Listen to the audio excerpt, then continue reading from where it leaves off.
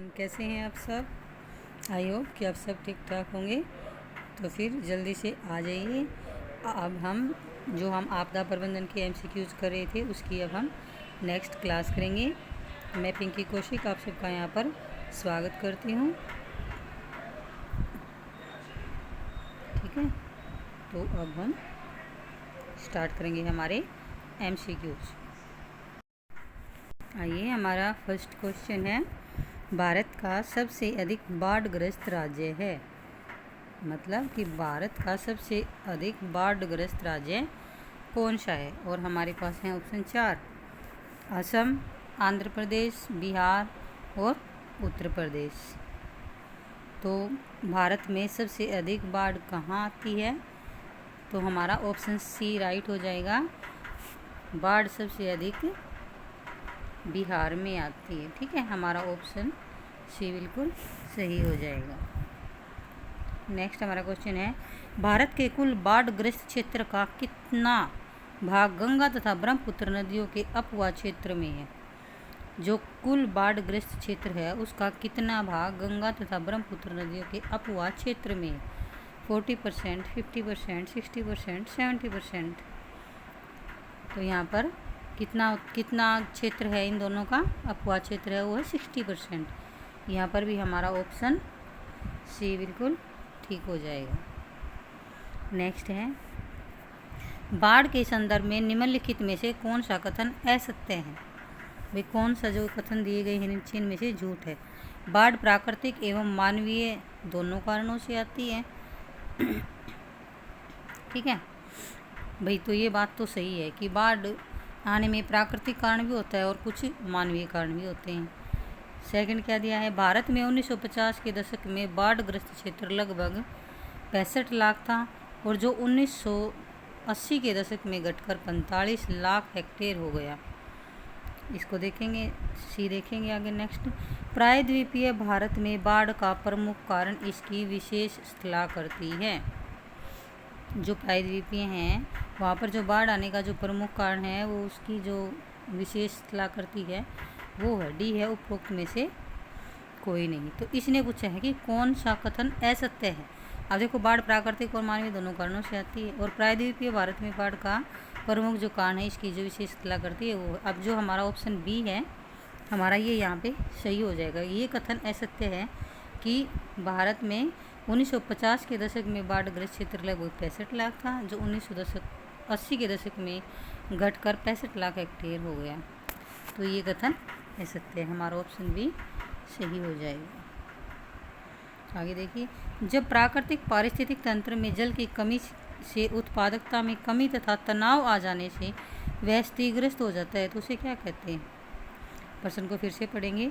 जब प्राकृतिक पारिस्थितिक तंत्र में जल की कमी से उत्पादकता में कमी, अब जल की कमी हुई है, उत्पादकता में कमी आई है, तनाव हुआ है, तो आ जाने से जो वो स्थिर होती है, जो स्थितिग्रस्त होता है, तो वो क्या कहलाता है। अब ये तो हमें समझ आ गया कि जल की कमी हुई है तो उत्पादकता में कमी हुई है और तनावग्रस्त हुआ है जो वो एरिया है वो, तो वहाँ पे सूखा है। भाई जल की कमी हुई है तो वहाँ पे सूखा पड़ा है, सूखाग्रस्त क्षेत्र। अब किसने कहा है कि वो कौन सा पारिस्थितिक तंत्र में है, तो वो कौन सा हो जाएगा सूखा, वो पारिस्थितिकीय सूखा हो जाएगा। जैसे कि हमने जब इसकी उसको थ्योरी को किया था तब हमने इसमें सूखा के 4 प्रकार पढ़े भी थे। कृषिगत सूखा, पारिस्थितिकीय सूखा, मौसम वैज्ञानिक सूखा, जल विज्ञान संबंधी सूखा। तो जब पारिस्थितिक तंत्र में जल की कमी से उत्पादकता में कमी तथा तनाव आता है तो वह पारिस्थितिकीय सूखा होता है। तो यहाँ पे हमारा ऑप्शन बी सही हो जाएगा। ठीक है, आगे नेक्स्ट देखते हैं। भारतीय भूगर्भिक सर्वेक्षण विभाग ने भूकंप की तीव्रता के आधार पर दिल्ली को किस जोन में रखा है। भारतीय भूगर्भिक सर्वेक्षण विभाग ने भूकंप की तीव्रता के आधार पर दिल्ली को किस जोन में रखा है, किस जोन में रखा है, तो हमारा ऑप्शन यहाँ पर डी हो जाएगा सही। दिल्ली को अधिक प्रभाव का जो क्षेत्र है यानी कि जोन नंबर 4 में रखा है। ठीक है, 4th जोन में रखा गया है। आगे नेक्स्ट देखिए, भारत का निम्नलिखित में से कौन सा क्षेत्र उच्च तीव्रता की भूकंपीय मेखला में नहीं आता। उक्त उच्च तीव्रता की भूकंपीय मेखला में नहीं आता। भारत का वो कौन सा क्षेत्र है? उत्तराखंड, कर्नाटक पठार, कच्छ या फिर हिमाचल प्रदेश? तो वो हमारा है क्षेत्र है कर्नाटक पठार। Option B is right. Next देखेंगे, चक्रवात के संदर्भ में निम्नलिखित कथनों में से कौन सा कथन सही है? चक्रवात के बारे में कथन दिए गए हैं, उसी संदर्भ में कौन सा कथन सही है? यहाँ क्या पूछा है? सही पूछा है। ठीक है, क्या क्या है? चक्रवात निम्न वायु दाब का केंद्र है जिसके चारों ओर तीव्र गति वाली हवाएं चलती हैं। ठीक है, डी दिया है चक्रवात में वायु केंद्र की ओर उत्तरी गोलार्ध में घड़ी की सुई की विपरीत दिशा में होती हैं। सी दिया है दक्षिणी गोलार्ध में चक्रवात सुई की दिशा में संचरण करती है। और डी दिया है उपरोक्त सभी। तो हमारा इसमें ऑप्शन ए सही हो जाएगा कि जो चक्रवात है वो निम्न वायुदाब का केंद्र है जिसके चारों ओर तीव्र गति वाली हवाएं चलती हैं। ऑप्शन ए सही हो जाएगा। हाँ, आगे देखिए नेक्स्ट, शीतोष्ण कटिबंधीय चक्रवात दोनों गोलार्धों में कितने अक्षांशों के मध्य पाए जाते हैं? जो शीतोष्ण कटिबंधीय हैं, तो ये ऑप्शन सी सही हो जाएगा हमारा 35 डिग्री से 65 डिग्री। ठीक है, शीतोष्ण कटिबंधीय चक्रवात दोनों गोलार्धों में कितने अक्षांश के मध्य पाए जाते हैं? तो ये 35 डिग्री से 65 डिग्री के मध्य पाए जाते हैं। अब हम नेक्स्ट क्वेश्चन देखेंगे। बंगाल की खाड़ी में अधिक गर्मी के कारण बंगाल की खाड़ी में तटवर्ती क्षेत्रों में चक्रवात अधिक क्यों आते हैं?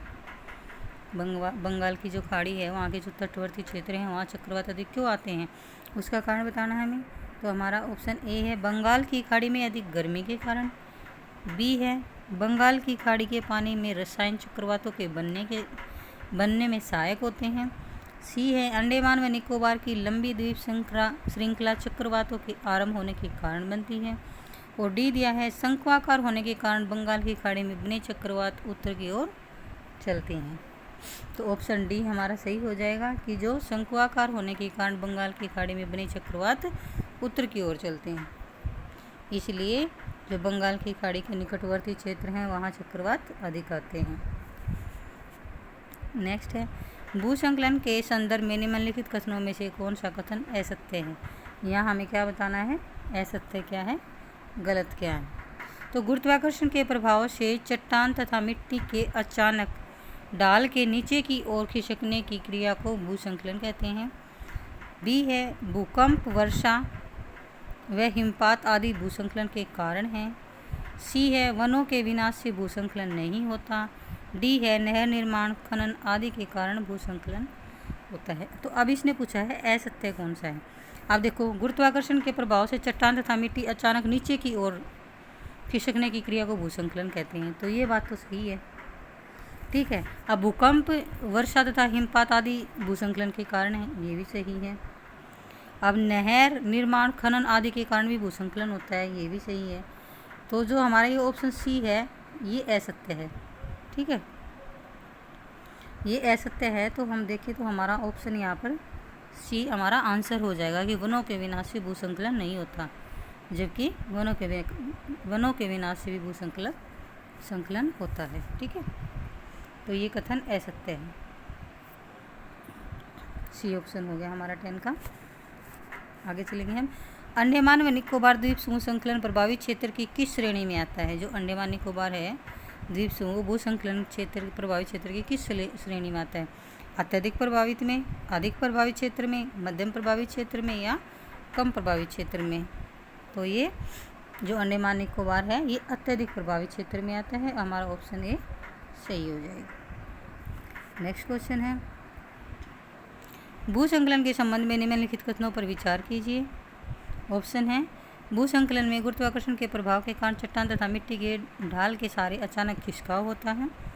भूसंकलन की तीव्रता भूगर्भिक संरचना, ढाल, चट्टानों की प्रकृति तथा मानवीय हस्तक्षेप पर निर्भर करती है।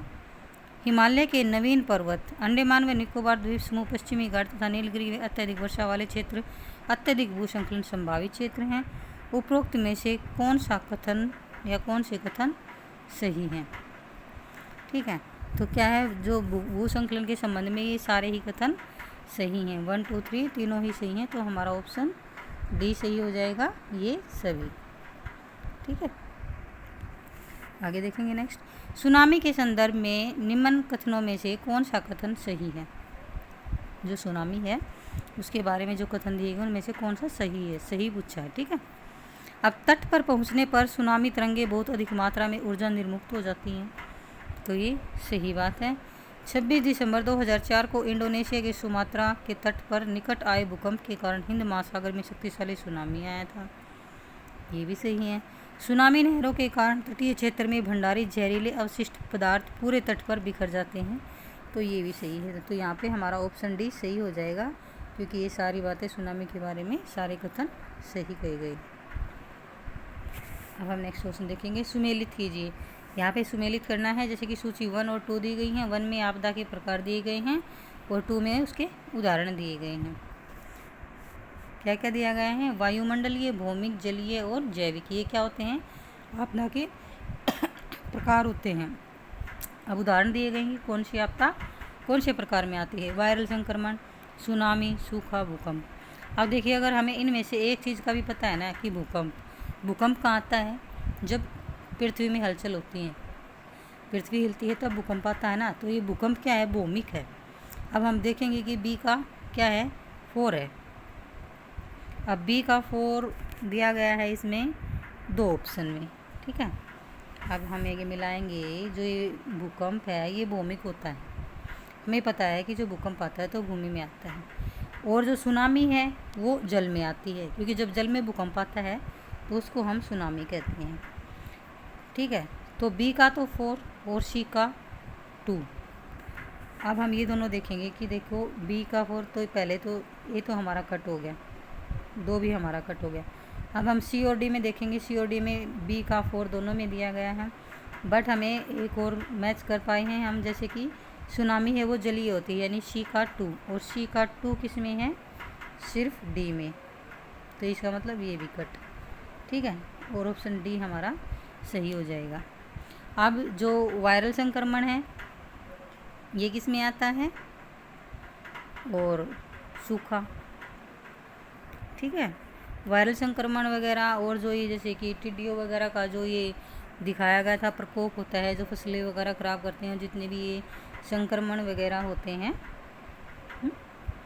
तो ये जैविक में आते हैं। ठीक है, वायरल संक्रमण वगैरह ये जैविक में आते हैं। डी का 1 हो जाएगा, बचा क्या, ए का फिर 3 हो जाएगा, क्योंकि जो वायुमंडलीय है, बचा क्या था हमारा, सूखा, तो ए का 3।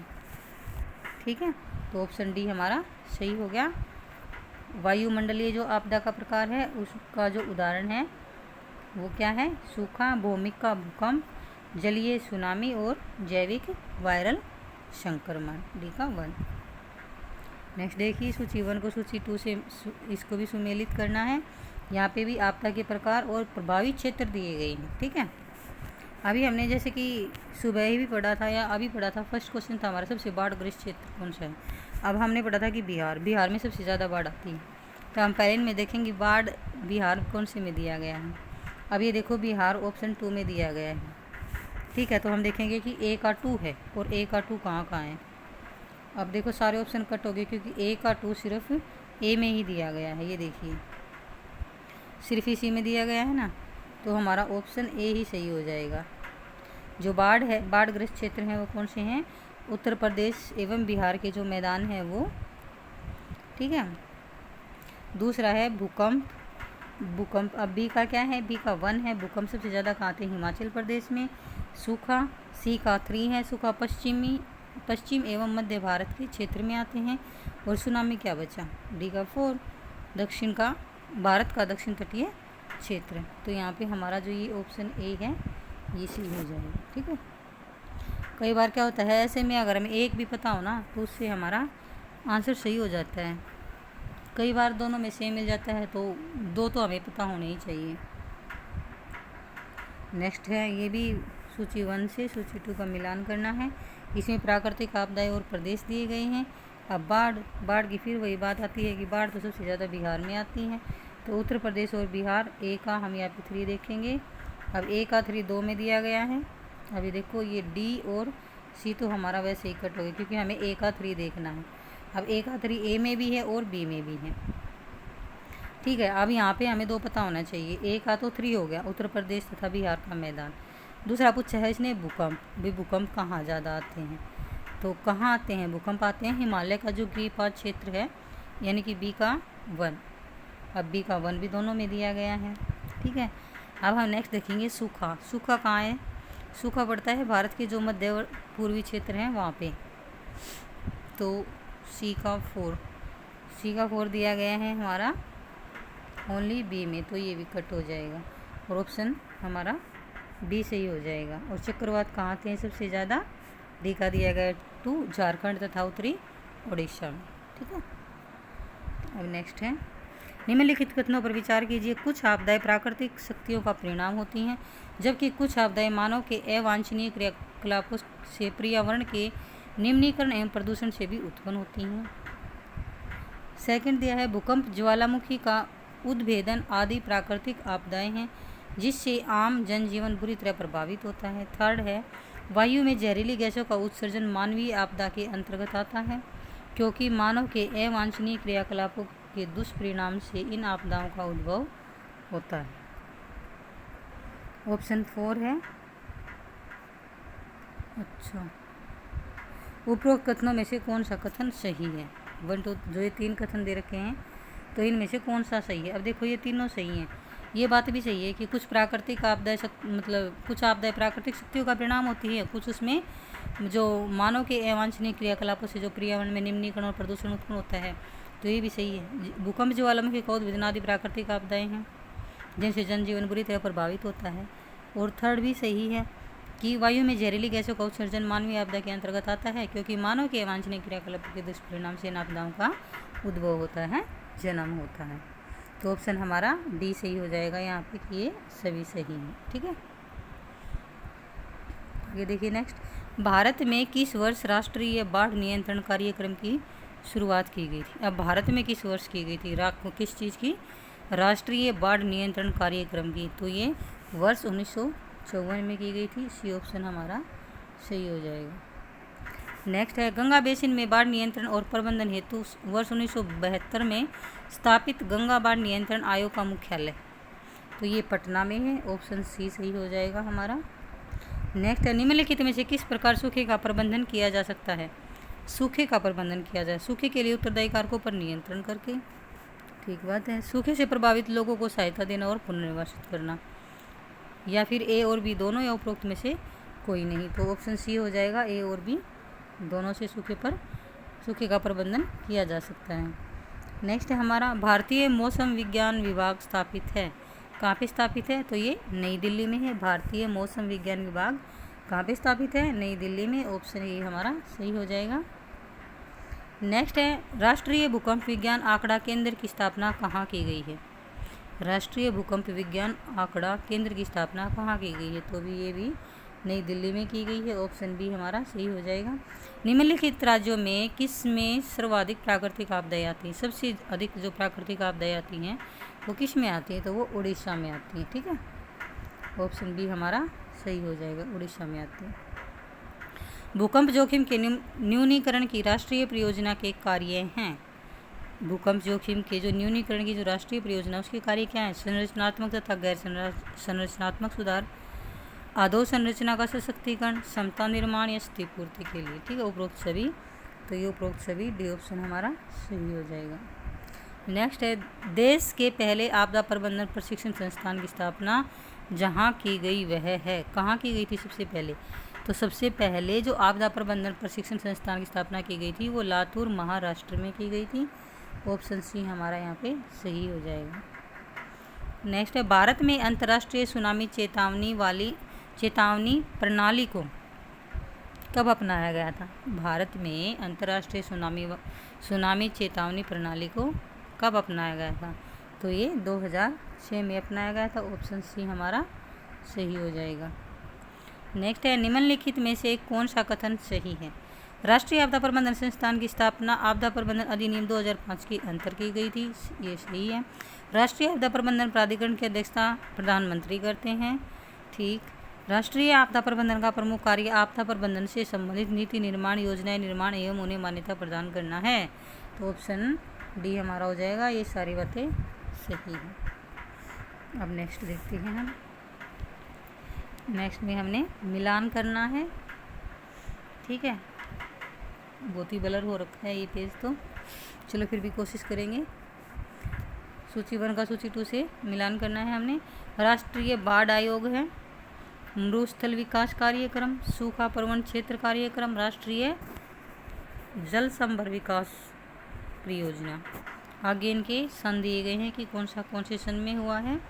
तो हम यहाँ पे देखेंगे कि जो राष्ट्रीय बाढ़ आयोग है वो वर्ष 1976 में बना, ठीक है। जो महत्वपूर्ण विकास कार्यक्रम है वो कब बना, वो 77-78 में बना, ठीक है। A का 3 B का 4, A का 3 B का 4। आगे देखिए हम सूखा प्रबंधन तथा, अब ये देखो 1A और B दोनों ऑप्शन हमारे कट चुके हैं। हम A का 3 B का 4, तो ये दोनों तो हमारे कट चुके हैं। इन दोनों में चल रहा है C और D में A का 3 B का 4। अब हम देखेंगे सूखा प्रबंधन क्षेत्र कार्यक्रम, यानी कि C का, ये बना था 1973 में, C का 2 और C का 2 है C ऑप्शन में, तो C ऑप्शन हमारा सही हो जाएगा, ये भी एलिमिनेट हो जाएगा। और जो राष्ट्रीय जल संभार विकास परियोजना है, यानी कि जो D का 1 है, ये 1990-91 में। नेक्स्ट क्वेश्चन है, निम्नलिखित कथनों पर विचार कीजिए। आपदा प्रबंधन का तात्पर्य प्राकृतिक आपदाओं द्वारा मानव पर पड़ने वाले प्रभावों का न्यूनीकरण करना है, ठीक है। ये तो सही बात है, प्राकृतिक आपदाओं को रोका जा सकता है। उपरोक्त में से कौन सा कथन सही है? केवल 1, केवल 2, 1 2, न तो 1 न 2। अब देखो ये तो बात सही है कि प्राकृतिक जो आपदा का तात्पर्य है वो प्राकृतिक आपदाओं द्वारा मानव पर पड़ने वाले प्रभावों का न्यूनीकरण है, ठीक है। ये जो आपदा प्रबंधन है वो कोशिश करता है कि प्राकृतिक आपदाओं को कम किया जा सके, उनके प्रभाव को कम किया जा सकते, पर उनको रोका नहीं जा सकता क्योंकि ये मनुष्य के हाथ में नहीं होता। तो ऑप्शन 2 हमारा नहीं हो सकता, केवल हमारा ऑप्शन ए सही है यहाँ पे, ठीक है, केवल 1। अब नेक्स्ट देखेंगे, निम्नलिखित कथनों पर विचार कीजिए। भारत का भूकंप प्रतिरोधी डिजाइन कोड, जिसको IS, भारत का भूकंप प्रतिरोधी डिजाइन कोड भारतीय भूकंप आंकड़ा केंद्र नई दिल्ली ने निर्धारित किया है, ठीक है।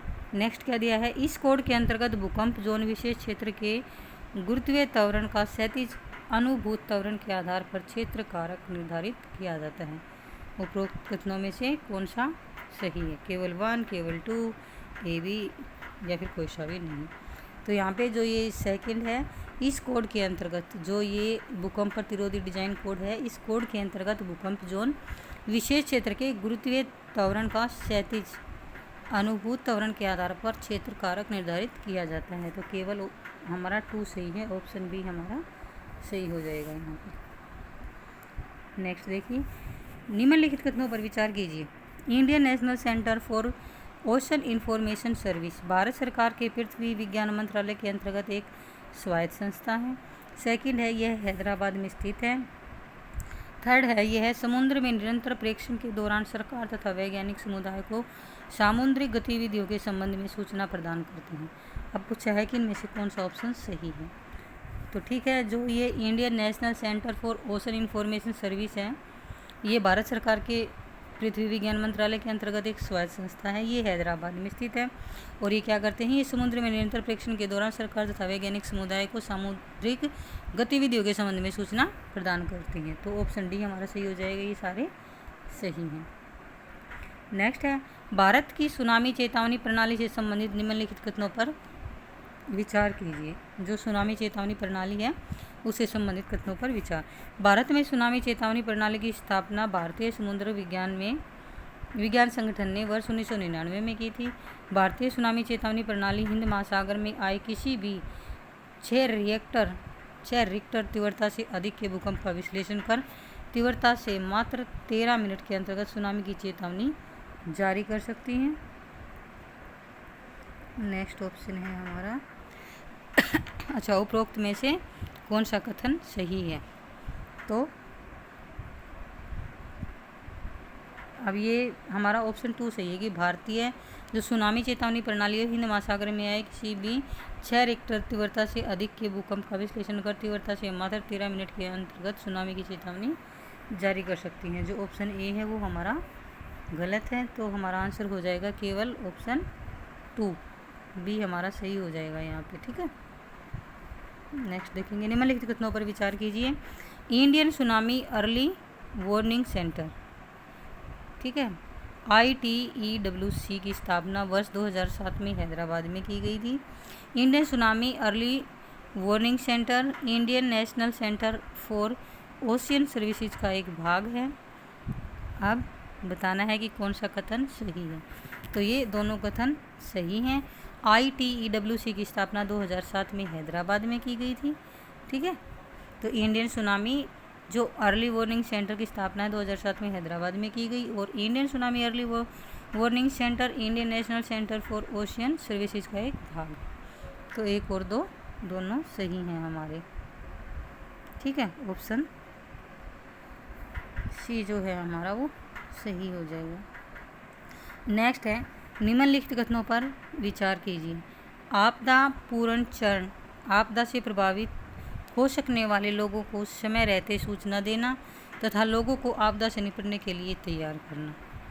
आपदा पश्चात चरण, जल एवं बिजली आपूर्ति को पुनः बहाल करना तथा आपदा प्रभावित लोगों का पुनर्वास।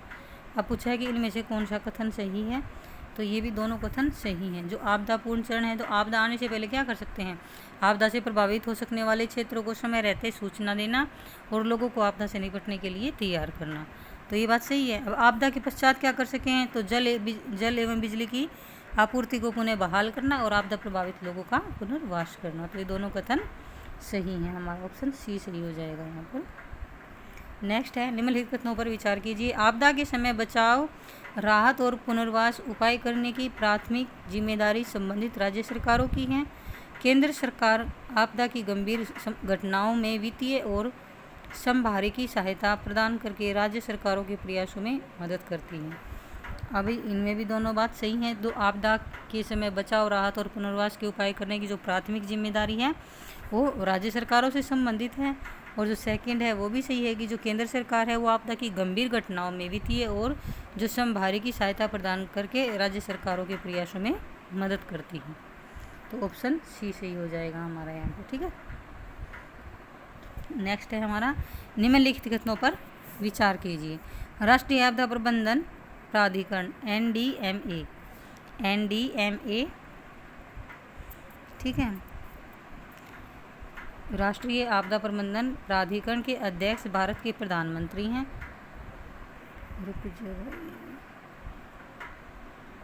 36 का था ना। राष्ट्रीय आपदा प्रबंधन प्राधिकरण के अध्यक्ष भारत के प्रधानमंत्री हैं, जबकि राष्ट्रीय कार्यकारी समिति के अध्यक्ष गृह सचिव भारत सरकार है। सेकंड है, राज्य आपदा प्रबंधन प्राधिकरण के अध्यक्ष राज्य के मुख्यमंत्री तथा जिला आपदा प्रबंधन प्राधिकरण के अध्यक्ष जिला पंचायत अध्यक्ष होते हैं। तो ये बात तो सही नहीं है। ऑप्शन ए हमारा सही है। जो राष्ट्रीय आपदा प्रबंधन प्राधिकरण के अध्यक्ष हैं वो भारत के प्रधानमंत्री हैं, जबकि राष्ट्रीय कार्यकारी समिति के अध्यक्ष गृह सचिव भारत सरकार है। तो केवल हमारा ऑप्शन ए सही है। नेक्स्ट देखेंगे, राष्ट्रीय आपदा कार्यवाही बल के संदर्भ में निम्न कथनों पर विचार कीजिए। किसी खतरनाक आपदा की स्थिति अथवा रासायनिक जैविक विकिरण संबंधी एवं परमाणु परीक्षण जैसी प्राकृतिक एवं मानव निर्मित दोनों प्रकार की आपदाओं पर विशिष्ट कार्यवाही करने के उद्देश्य से राष्ट्रीय आपदा प्रबंधन अधिनियम 2005 में एक राष्ट्रीय आपदा कार्यवाही बल के गठन का अधिदेश दिया गया। सेकंड है, इस बल का सामान्य अधीक्षण, निर्देशन तथा नियंत्रण राष्ट्रीय आपदा प्रबंधन प्राधिकरण NDMA में निहित होगा तथा इसके द्वारा निष्पादित किया जाएगा। कौन सा कथन सही है, तो इसके भी दोनों कथन सही हैं, हमारा ऑप्शन सी सही हो जाएगा। अब नेक्स्ट क्वेश्चन क्या दिया है, राष्ट्रीय आपदा प्रबंधन अधिनियम 2005 के अंतर्गत राष्ट्रीय, राज्य एवं जिला स्तर पर आपदा प्रबंधन कोष का प्रावधान। ठीक है, कारण दिया है इसमें कि इस अधिनियम में मानवीय एवं प्राकृतिक दोनों आपदाओं को शामिल किया जाता है। अब इसने क्या पूछा है, क्या ए और आर अब जैसे ए दिया था यहाँ पे कि राष्ट्रीय आपदा प्रबंधन अधिनियम 2005 के अंतर्गत राष्ट्रीय, राज्य एवं जिला स्तर पर आपदा प्रबंधन कोष का प्रावधान है। तो ठीक है, ये कह रहा है ए और आर दोनों सही हैं, आर ए की सही व्याख्या करता है। दूसरा क्या है, ए और आर दोनों सही हैं परंतु आर ए की सही व्याख्या नहीं करता। इस अधिनियम में मानवीय तथा प्राकृतिक दोनों आपदाओं को शामिल किया गया है। तो ऑप्शन बी हमारा यहाँ पे सही है। और ये सभी ऑप्शन क्वेश्चंस के MCQs के यहाँ पे आंसर्स भी दिए गए हैं। ठीक है, आई होप कि आपको समझ आ गए होंगे और क्वेश्चन का लेवल भी आपको अच्छा लगा होगा। और अगर आप चाहते हैं कि आपको इन क्वेश्चंस का PDF मिले तो आप प्लीज़ मेरा टेलीग्राम चैनल ज्वाइन कीजिए, जिसे मैं डिस्क्रिप्शन में मेंशन कर दूंगी। और वहाँ पे आपको ये क्वेश्चंस के या फिर जितने भी हमने जो थ्योरी टॉपिक किए हैं उन सब के PDF आपको मिल जाएंगे। ठीक है, और वीडियो को लाइक एंड चैनल को सब्सक्राइब ज़रूर करें। Thanks for watching.